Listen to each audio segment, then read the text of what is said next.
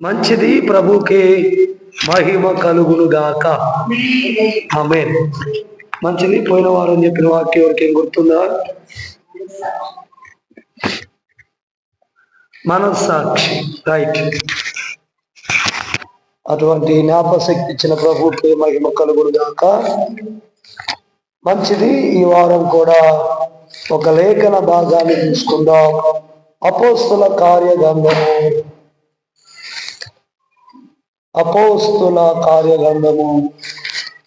7వ అధ్యాయం 1వ వచనం. 7వ అధ్యాయం 1వ వచనం.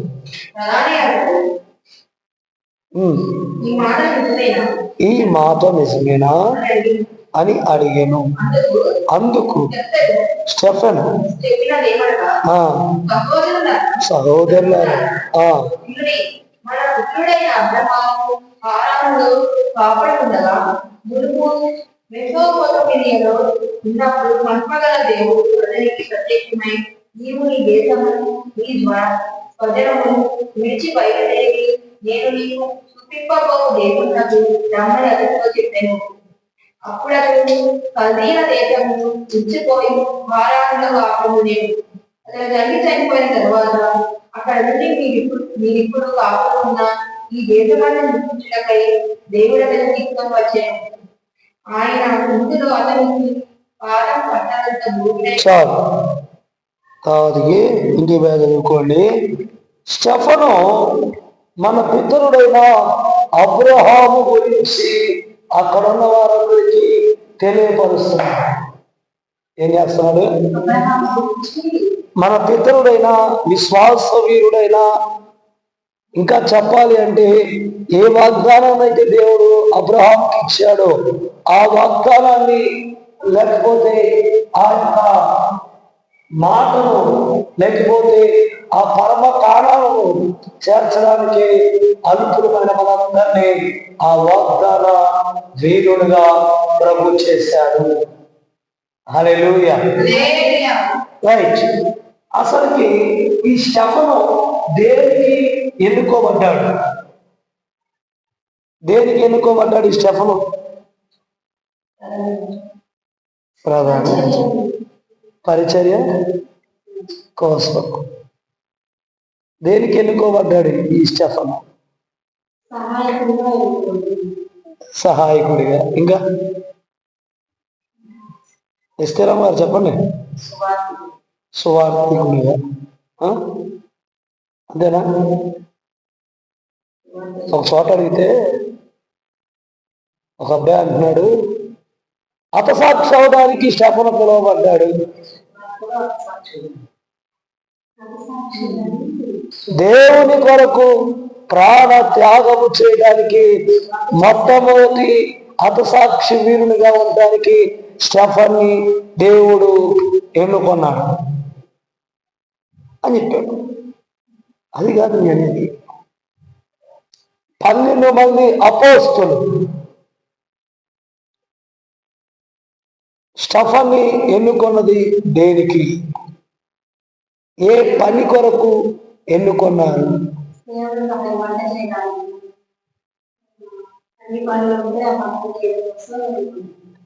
12 మంది అపోస్తులు స్టెఫన్ని ఎందుకు ఎన్నుకున్నారు చూడండి. 6వ అధ్యాయం 1వ వచనం.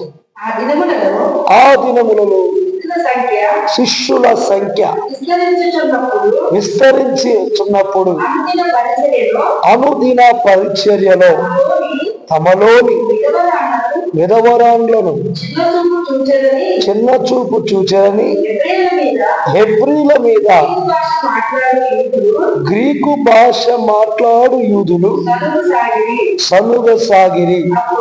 అప్పుడు 12 అపోస్తులను తమ యొద్దకు శిష్యుల సమూహమును పిలిచి, మేము దేవుని వాక్యాన్ని బోధించుట మాని ఆహారము పంచిపెట్టుట యుక్తము కాదు.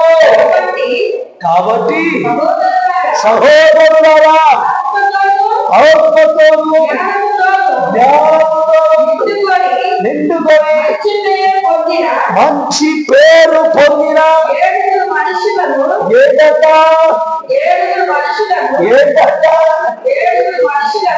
మూడు క్వాలిటీస్ ఉన్న వ్యక్తులని ఏడుగురిని ఆ ఏడుగురిని వారు అభిషేకించి ఆ పనికి వాడుకున్నారు. దేవునికి రొట్టెలు పంచి పెట్టడానికి, ఆహారము పంచి పెట్టడానికి స్టెఫనును వాడుకున్నారు, స్టెఫనును అభిషేకించారు. అంతేగాని బోధ చేయడానికి కాదు, లేకపోతే కూర్చోబెట్టి మర్మాలు చెప్పడానికి కాదు, సువార్తను ప్రకటించడానికి కాదు. ఎరా బాబు నువ్వు హతసాక్షి అయిపోవాలి అని చెప్పి అభిషేకించింది కాదు. కానీ చూడండి, నా మాట మీకు అర్థం కావాలి. పూట ఏంటిది అంటే, శబను ఎన్నుకోబడ్డ పని వేరు, శబను చేసిన పని వేరు. ఎన్నుకోబడ్డదేమో రొట్టెలు అందించడానికి, ఆహారం పంచడానికి ఎన్నుకోబడ్డాడు. విధవరాలకి ఆహారం ప్రేమతో అందరు చదువుతున్నారంట, ఈ విధవరాలకి ఆహారం పెట్టాలా మేము, అందుకని గౌరవం లేదు. కానీ ఒక 7 ఎవరు వస్తుంది, మంచి మంచి పేరు కలిగిన వాళ్ళు, ఆత్మకూరులని ఎన్నుకోమని చెప్తే వాళ్ళు 7 ఎన్నుకున్నారు. దానిలో 7 ఒకడు స్టెఫను. మరలా చెప్తున్నా మీకు, ప్రభు మన పిలిచిన పిలుపు మనం దాన్ని సార్థకం చేసుకోవాలి. ఈరోజు మనతో ఎంతోమంది ఉన్నారు కదా, మన చర్చిలో కూడా ఎంతోమంది ఉన్నారు. కానీ ఈరోజు మనం ఎంతమంది ఉన్నాం? ఇదే పరిపూర్ణత కలిగిన పిలుపు. హల్లెలూయా. నేనంటాను, నువ్వు అనుకొని వచ్చిన పని వేరు, నువ్వు చేసే పని వేరు, నువ్వు చేయాల్సిన పని కూడా వేరు. లేకపోతే నేను దేవుని సంఘంలో, దేవుని పనిలో, తిమోతి నువ్వు డ్రమ్మే కొట్టు, రంజిత్ నువ్వు వర్షిప్పే చేయి అని చెప్పినా నువ్వేం చేయాలంటే దేవుని సన్నిధిలో అన్ని పనులు చేయగలగాలి. ఒకదాని మీదే డిఫెండ్ అవ్వకూడదు. డిఫెండ్ అయితే మనము పరిపూర్ణము కాలేము. హల్లెలూయా, హల్లెలూయా. ఒక ఆయన అంటాడు, నన్ను కుర్చీలు ఎత్తమన్నారు, కుర్చీలు దూరమన్నారు కాబట్టి నేను కుర్చీలు ఎత్తి కుర్చీలు విడిచి వెళ్ళిపోతాను, నా పని నాదే. ఇంకొక ఆయన నేను పాడబడితే చాలు, ఇంకా నాకే పనితో సంబంధం లేదు. అది కాదు, నువ్వు దేవుని సన్నిధిలో అన్ని పనుల కొరకే నియమించబడ్డావు. హల్లెలూయా. దేవుని పని నీది, అది పరిపూర్ణతగా నువ్వు చేయగలగాలి. డ్రమ్ము కొడుతున్నావా, కాంగు కొడుతున్నావా, పట్టాలెత్తాలి, కుర్చీలు తొడవాలి, బయట తొడవాలి, నీళ్లు తేవాలి, నీళ్లు మోయాలి. అవసరమైతే ఏ పనైనా దేవుని కొరకు మందిర పని విషయంలో, నియమించబడిన పని విషయంలో చేయగలగాలి. హల్లెలూయా. మేము కూడా మా చిన్నప్పుడు దేవుని సన్నిధికి వెళ్ళినప్పుడు, మా పరిచర్య నిమిత్తం మేము వెళ్ళినప్పుడు పాస్టర్ గారిని టిఫిన్ తెమ్మని, ఇదేంటి మనం వచ్చినా చచ్చిపోవడానికి అయ్యారని టిఫిన్ తెమ్మంటున్నాడు. అయినా కానీ అన్న చెప్పినప్పుడు చేయాలి, అయ్యారు చెప్పినప్పుడు చేయాలి. చూడండి, ఎవరు చెప్పకుండానే, అపోస్తులేమి అతనికి చెప్పకుండానే అక్కడున్న ఎవరితో అంత మాట్లాడేది, ప్రధాన యాజకుడితో ఇలా మాట్లాడుతున్నానంట. ఎవరితో? మామూలు వ్యక్తితో కదంట, ప్రధాన యాజకుడితోనే మాట్లాడుతున్నాడంట. అంటే ఆ ప్రధాన యాజకుడికి వాక్యాన్ని బోధించే రీతిలో ప్రభు స్టెఫను నిలబెట్టాడు. అంటే స్టెఫను నియమించిన పని కంటే ఎక్కువ ఆసక్తి చూపించాడు కనుక స్టెఫను పరిపూర్ణమైన పరిచారకుడిగా నిలబడి హతసాక్షిగా తన పరుగును ముగించుకున్నాడు. హల్లెలూయా. ఇంకా మీకు చెప్తాను, స్టెఫను అనే పదానికి అర్థం ఏంటి? పేరుకి కిరీటం. మొట్టమొదటి హతసాక్షిగా నిలబడిన స్టెఫను చూడండి ఎంత ఘోరాతి ఘోరంగా స్టెఫన్ని హతమార్చారు.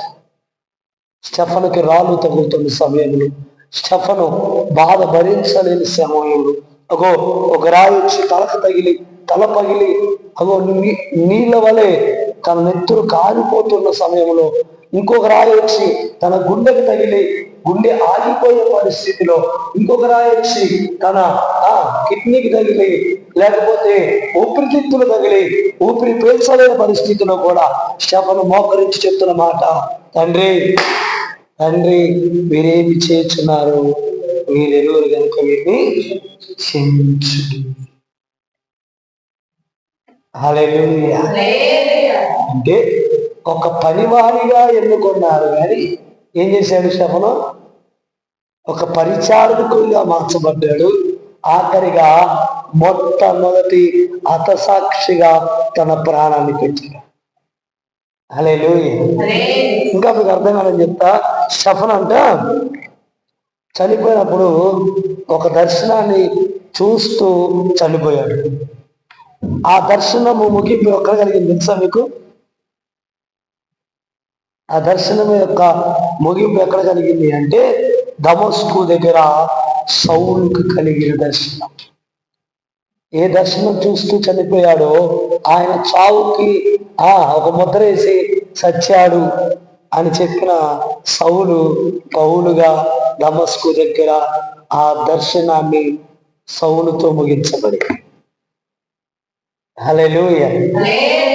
అంత భక్తునిగా మార్చబడ్డాడు స్టెఫను. అతని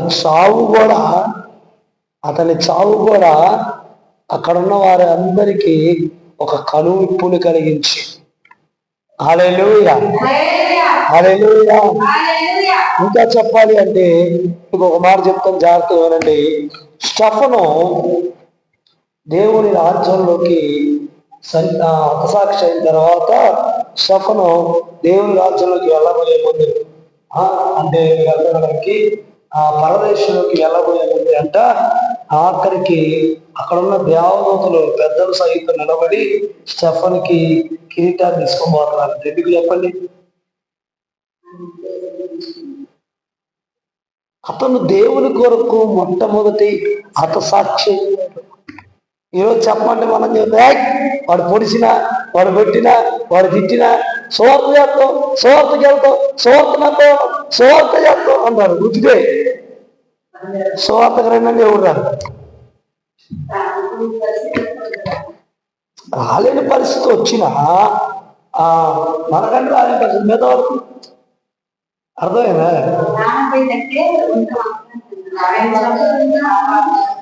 అర్థమవుతుందా? మనం ప్రాణం పోతున్నప్పుడు ఉండలేస్తాం. అసలు ఆ మాట అనలేస్తాం. ఏం తప్పు చేస్తున్నారు వాళ్ళు తెలియదు, వాళ్ళు చేయించలేదు, వారు ఏం చేయించున్నారు వాళ్ళకి తెలియదు మనం చెప్పలేస్తావా? వీడే ప్రభు ముందు రాయేసే బావాలి, ముందు నాకంటే ముందు అనుకుంటున్నాం. అర్థమైనా? అంతగా మనం ఉండాలి. ఉండలేమని కాదు, ఉండగలం, ఉండాలి. క్రైస్తవ్యం అంటే అది. క్రీస్తును పోలి మనం నిలబడాలి. క్రీస్తును పోల్చుకొని మనం నిలబడాలి. కొట్టినోడు కొడతాం కాదు, అది పెద్ద విశేషం కాదు. వాడు ఏ మార్గంలో ఉన్నప్పుడు ఒక గుద్దుకు రెండు గుద్దులు అయిపోద్ది. అది కాదు, కొట్టిన వాడిని సహితము ప్రేమించగలిగినప్పుడే మనం దైవికమైన ప్రేమను చూపించగలుగుతాం. హల్లెలూయా. రైట్. అందుకనే దాని రోజు మనం స్టెఫను వల్లే మార్పు చెంది పరిపూర్ణమైన విశ్వాస జీవితంలో ముందుకు వెళ్ళాలి. మనం కూడా దేనికి దేనికో నియమించబడతాం, దేనికి దేనికో వాగ్దానం చేసుకుంటాం, ఏ పనో చేయాలనుకుంటాం. కానీ వాటిని చేయలేని పరిస్థితులు, ఆరోగ్య పరిస్థితులు, ధన పరిస్థితులు అన్నీ రావచ్చు. కానీ దేవుని దగ్గర మాత్రం ఏది ఉన్నా ఏది లేకపోయినా మనం పరిపూర్ణత కలిగి నిలిచి ఉండాలి. హల్లెలూయా. అందుకనే చూడండి, 7 ఎన్నుకోబడ్డారు, కానీ స్టెఫను గురించే చెప్పబడింది, కానీ మిగిలిన 6 గురించి రాయబడి లేదు. అంటే స్టెఫను ఎంత భక్తిని చేశాడు. మిగిలిన 6 రొట్టె మంచి పెట్టుకుంటూ తిరిగారేమో, లేకపోతే ఆ పని కూడా సరిగ్గా చేయలేదేమో. వారి గురించి కూడా రాసి లేదు అక్కడ. వాళ్ళ నెక్స్ట్ ఏమయ్యారో కూడా లేదు. అర్థమవుతుందా? ఇప్పుడు నీ గురించి నెక్స్ట్ ఉండాలా వద్దా? తర్వాత భాగంలో నీ గురించి ఉండాలా లేదా? మొన్న ఈ మధ్య మమ్మది సాక్ష్యం పెట్టారు యూట్యూబ్లో పెడితే, మా మేనమా అత్తగారు చూసి అంటుంది, అయ్యా మీ అమ్మ ఇన్ని కష్టాలు పడ్డదా, ఎంత బాధపడ్డదా, అది చూస్తే మాకే ఏడుపు వచ్చింది కదా అని అంటుంది.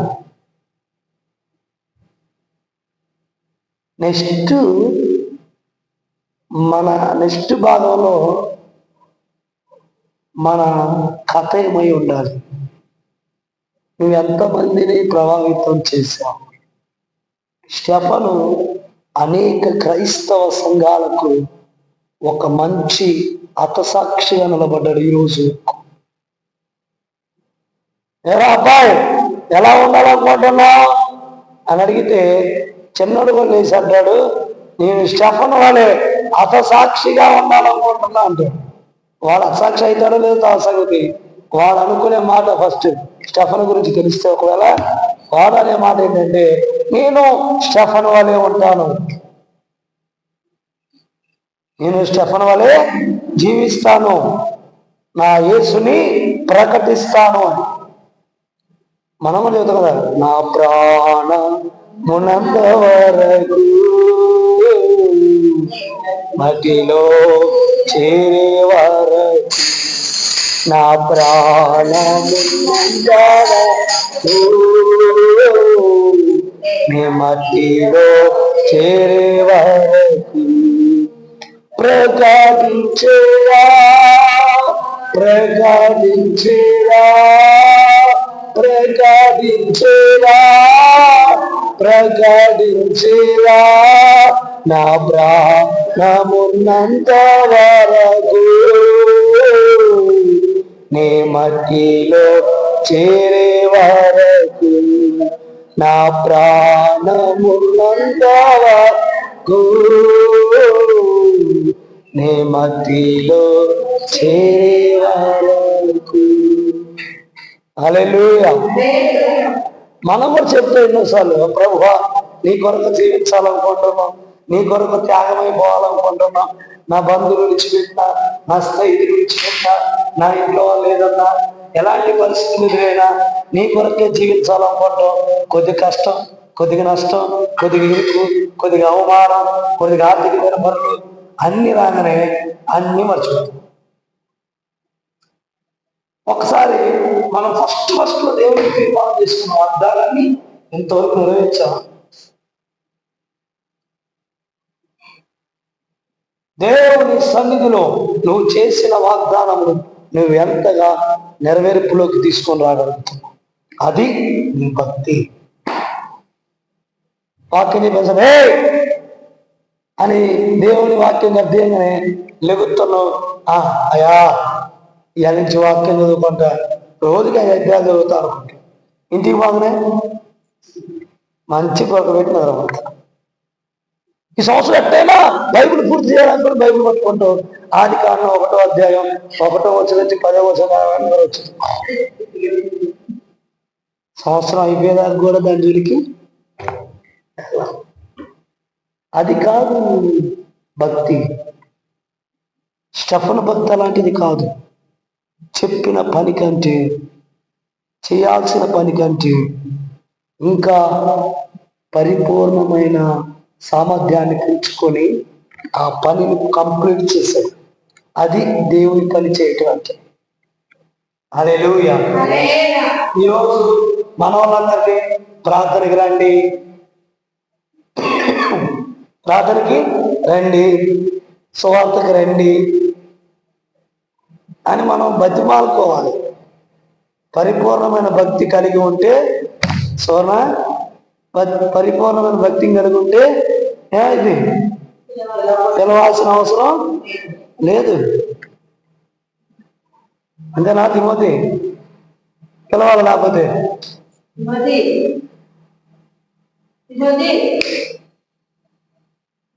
అర్థమవుతుందా? ఏం చేయాలి? పిలవాల్సిన అవసరం లేదు. వాళ్ళే ఆటోమేటిక్గా దేవుని సన్నిధికి వస్తారు. వచ్చి నిలబడి దేవుణ్ణి ఆరాధన చేస్తారు, ఆయనకి సాక్షులుగా ఉంటారు. అది దేవునికి ఇష్టమైన భక్తి జీవితం. అర్థమైందా? ప్రభు అంటాడు, ఎందాక నేను నీకోసం వెయిట్ చేయాలి? నీకున్న నా శక్తి నా దేవుని మందిరానికి వెళ్ళాలని. రాజైన దావీదు అంటాడు, జనులు దేవుని సన్నిధికి, దేవుని మందిరానికి వెళ్తున్నారంటే నాకు ఎంతో సంతోషంగా ఉందో అంటాడు. మోషే గారు ఒకసారి ప్రత్యక్ష గుడారం చూస్తున్నప్పుడు యెహోషువ అంటాడు, నేను ఈ గుడారం వదిలిపెట్టి రాను అంటాడు. హల్లెలూయా. ఇప్పుడే పాడుకున్నాం మనం. ఏంటిది? ఏమని పాడుకున్నాం? నీ సన్నిధానములో అనుకుంటున్నాం అంతే.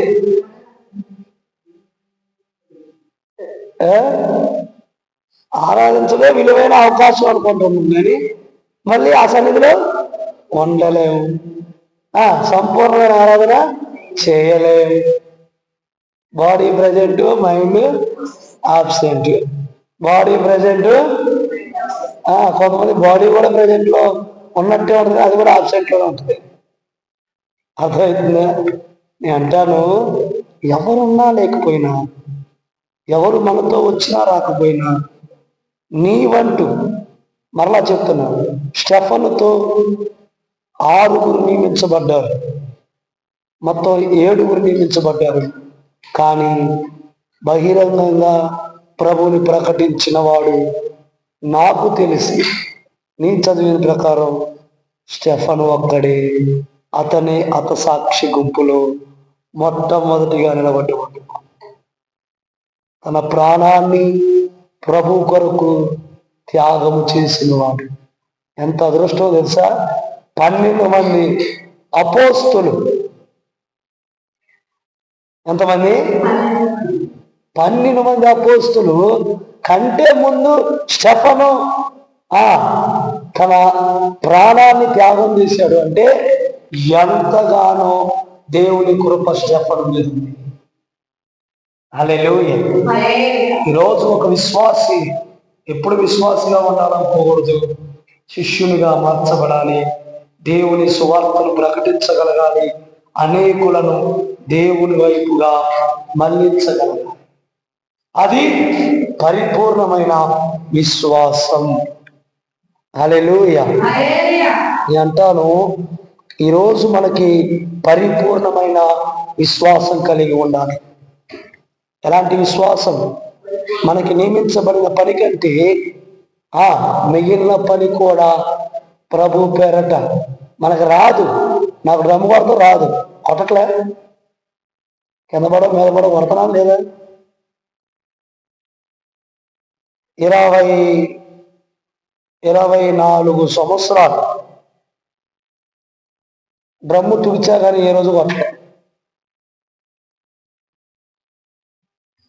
8 సంవత్సరాలు ఫ్యాటు తుడిసే కానీ మా చర్చిలో ఏ రోజు నేను కొట్టలేదు. అంటే మా ఆత్మీయ తండ్రి సంఘం 8 సంవత్సరాలు కీబోర్డు తుడిసే కానీ ఏ రోజు కీబోర్డు కొట్టలే. 10 సంవత్సరాలు కాంగో వదిలిసాం కానీ ఏ రోజు కాంగో కొట్టలేదు. ఎందుకంటే అక్కడ మాకు నేర్పించేవారు ఎవరు లేరు. ఆ పలానా రోజు అన్నబ్బాయి అని అంటే మేము బాగానే ఆ అన్నయ్యకి ఏదో పని వచ్చి ఆ అన్న బయటికి పోవటం, మా ఇంట్రెస్ట్ అలా జారిపోయింది. నేను అందుకని ఈరోజు కొట్టే వాళ్ళు ఉంటే కొట్టండి, కొట్టిన వాళ్ళు ఉన్నా కొట్టి నేర్చుకోండి అని చెప్పేది. కామ కొడతారా కొట్టండి, డ్రమ్ము కొడతారా కొట్టండి, పాట పాడతారా పాడండి అని ఎంకరేజ్ చేసేది దేనికి అంటే మీరు పరిపూర్ణమైన స్థితిలోకి రావాలని. పరిపూర్ణమైన స్థితిలోకి వస్తే ఒక్కోసారి ఎట్లా కూడా ఉంటుంది. పరిపూర్ణం ఎక్కువైపోతే ఏంటి, పరిపూర్ణత ఎక్కువైపోతే ఇలాంటి స్థితులు కూడా వస్తాయి. కానీ వాటన్నిటికీ మనం నిలబడి ఉండగలగాలి. హల్లెలూయా. మంచిది. స్టెఫన్ వల్ల ఉంటారా, మీ ఇష్టం వచ్చినట్టు మీరే ఉంటారా?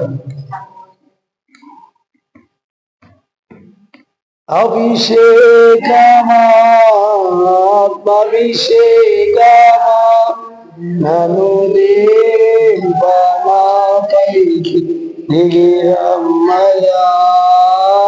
అభిషేకమా ఆత్మభిషేకమా నన్ను దేవి నాపైకి దిగిరమ్మయా.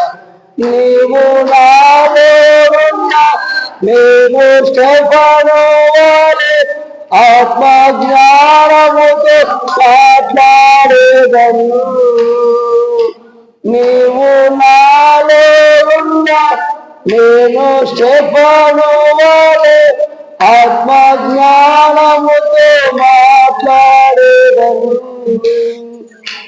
దేవదూతల రూపములు మారిపోదును, దేవదూతల రూపములు మారిపోదును.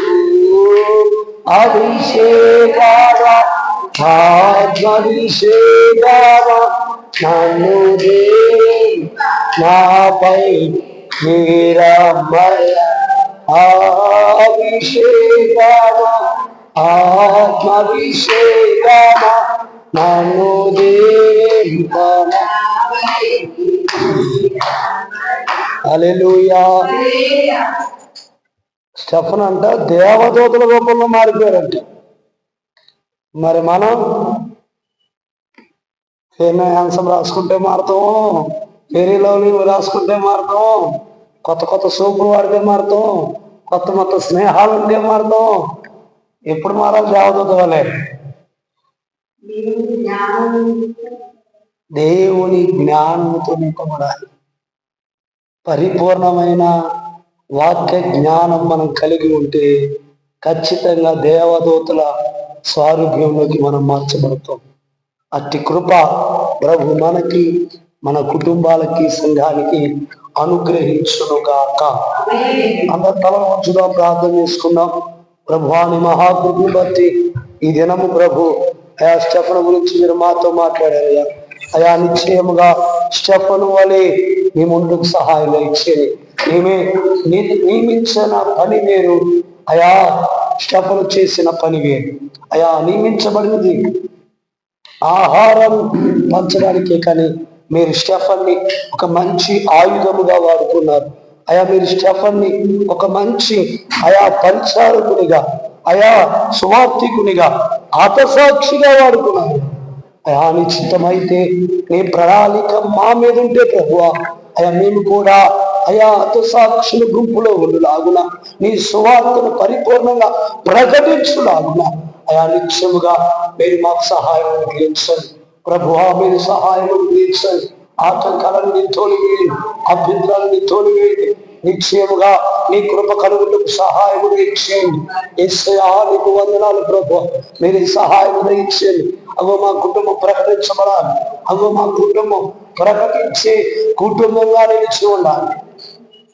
అటువంటి బాధ్యత, యోగ్యత, ధన్యతను నిర్వహించేందుకు హల్లెలూయా, హల్లెలూయా, హల్లెలూయా, హల్లెలూయా, హల్లెలూయా. ఎవరికి వారు ఒక నిమిషం ప్రార్థన చేసుకుందాం.